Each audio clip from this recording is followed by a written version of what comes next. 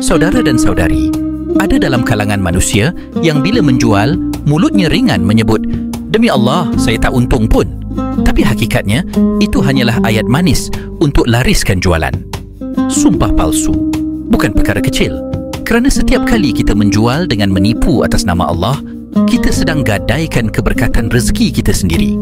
Bayangkan, hanya untuk beberapa ringgit, kita rela sebut nama Allah tanpa kebenaran. Rasulullah SAW pernah ingatkan, sumpah palsu memang boleh buat barang cepat laku, tapi ia akan hapuskan berkat dalam rezeki. Dan bila berkat hilang, duit banyak pun tak cukup, hati tetap tak tenang. Saudara, lebih baik untung sedikit dengan jujur daripada nampak laris tapi rezeki penuh dengan pertanyaan di akhirat nanti.